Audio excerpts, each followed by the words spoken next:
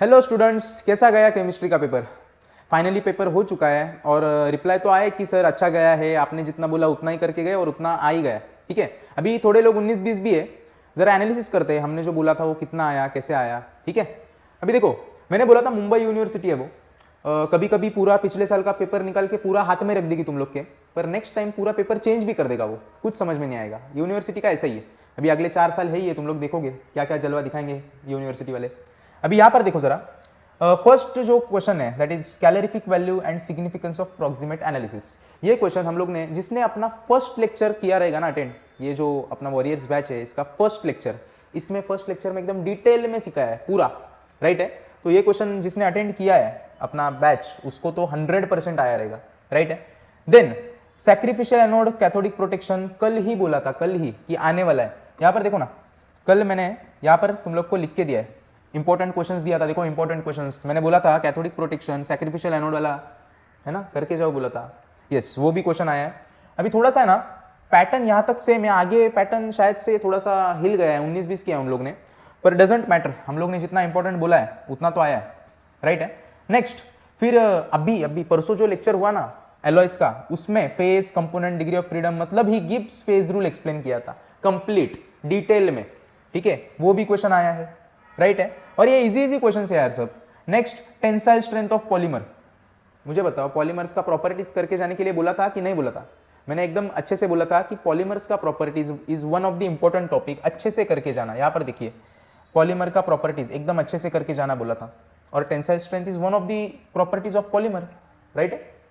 तो ये भी एकदम चिंदी क्वेश्चन है। Then discuss applications of composites. अभी कंपोजिट्स क्या है अगर मालूम रहेगा तो उसका एप्लीकेशन भी मालूम रहता है, ठीक है, ओके। अरे एनीफा है ना, समझो तुझे ये नहीं भी आया रहेगा, आगे बढ़ते, ये एप्लीकेशन ऑफ कंपोजिट्स छोड़ दो, चलो आगे बढ़ो। सुपर क्रिटिकल सॉल्वेंट्स, मैंने ग्रीन सॉल्वेंट्स अच्छे से करके जाना ये भी बोला था, ग्रीन सॉल्वेंट्स भी बोला था, याद आ रहा है तुम लोग को, ग्रीन सॉल्वेंट्स बोला था।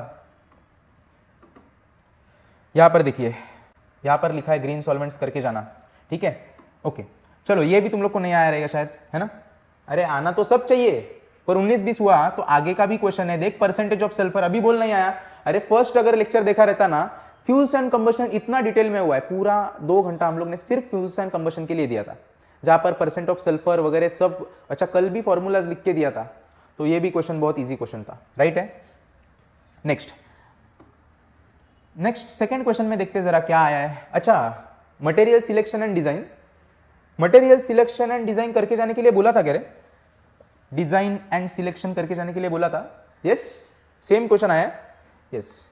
अभी ये क्वेश्चन 6 मार्क्स के लिए आया। मैंने तुम लोग को एक्सप्लेन भी किया था कि डिजाइन मतलब क्या होता है। मैंने बोला था एक शार्प एजेस रहेगा तो ये एक बैड डिजाइन माना जाता है, अगर इसको अच्छे डिजाइन में करना है तो ये जो कर्व है ना, अपना शार्प एजेस है ना, उसको कर्व में कन्वर्ट कर दो, तो ऊपर पानी फ्लोट नहीं करेगा, कलेक्ट नहीं होगा। Yes, okay. देन अच्छा HCV LCV तो मैंने फिक्स बोला था कि नहीं बोला था। अभी इधर ना बहुत लोगों का मुझे रिप्लाई आया है, अपना मैसेज आया है कि डाउट है सर, इधर ऑक्सीजन का वैल्यू क्या लेने का है। देखो कैसा है, ऑक्सीजन का वैल्यू ना, यहाँ पर ऑक्सीजन का वैल्यू ना 0 लेना चाहिए तुम लोग को, ऑक्सीजन का वैल्यू 0। ये तुम लोग ने अगर 85, 8, 1, 2, 4 ये सब ऐड करोगे ना तो टोटल 100% बनता है। तो ऑक्सीजन के लिए जगह बची कहाँ पे, तो ये कंफ्यूज करने के लिए था। अभी कितने लोगों ने ऑक्सीजन का वैल्यू 0 लिया है मालूम नहीं है, ठीक है, ओके। नेक्स्ट,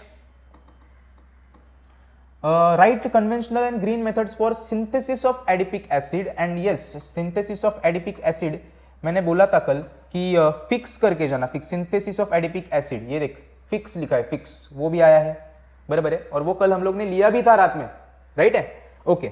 ये भी क्वेश्चन आया है। अभी मुझे लगता है अगर क्वेश्चन नंबर 2 ही इतना ईजी है, यहां पर अगर तुम लोग 15 मार्क्स स्कोर कर लेते हो तो बाकी का 2 क्वेश्चन देखो भी मत, जरा लास्ट पे जाते हैं और देखते आउट ऑफ स्कोर करने के लिए क्या था तुम लोग के हाथ में। ये देखो, पहले तो रस्टिंग ऑफ आयरन मैंने कल बोला था कि फेमस एग्जांपल है, स्टार्ट से लेके एंड तक कोरोजन में ना रस्टिंग ऑफ आयरन पे ही तुम लोग एग्जांपल देना चाहिए, ठीक है। उन लोग ने भी बोला है explain on rusting of iron with the help of electrochemical theory of corrosion. Electrochemical theory मतलब क्या, टाइप्स ऑफ कोरोजन 2 टाइप का दिया था, एक ड्राई कोरोजन था, एक वेट कोरोजन था। मैंने बोला था वेट कोरोजन मतलब ही इलेक्ट्रोकेमिकल कोरोजन, राइट है। तो ये इलेक्ट्रोकेमिकल थ्योरी ऑफ कोरोजन आया ना, इसमें 2 लोग थे, याद करो 2 लोग थे, evolution of hydrogen type corrosion, absorption of oxygen type, ये मैंने करवाया था कल के ही लेक्चर में। दोपहर में जो लेक्चर हुआ, जब तुम लोग का मैसेज आ रहा था सर इंपॉर्टेंट, उस टाइम पे यही कर रहे थे हम लोग, याद आया, 6 मार्क्स के लिए आया। तो जो इंपॉर्टेंट नाच रहे थे, अरे तुम लोग को इंपॉर्टेंट ही सिखा रहा था। आगे, अच्छा मैट्रिक्स एंड डिस्पर्स स्पेस भी बोला था। अरे इंपॉर्टेंट क्वेश्चंस में मैट्रिक्स स्पेस बोला था, याद आ रहा है क्या? देखिए जरा matrix space and disperse space ढूंढिए, इधर नहीं है, नेक्स्ट स्लाइड में आई गेस। देखिए matrix space and disperse space बोला था। अरे मैंने तो बोला था आएगा तो शायद से 3 मार्क्स के लिए आ सकता है, पर अभी तो ये ज्यादा मार्क्स के लिए आया है। बताइए किया था कि नहीं किया था? मैंने एंड में तुम लोग को ये भी समझाया था कंपोजिट्स में अगर बाकी का पार्ट तुम लोग को नहीं भी आया तो at least matrix space and disperse space तुम लोग को याद रहना चाहिए और वो लिख के आना चाहिए। सही है, तो यहाँ पे अगर मार्क्स तुम लोग को मिला, कल का लेक्चर देखा रहेगा, मैट्रिक्स स्पेस और डिस्पर्स स्पेस का मार्क्स मिला, और ये एलॉय का यही एग्जांपल लिया था हम लोग ने। ये 25% 40% वो चेंज हुआ रहेगा शायद से, एक बार जाके देखना।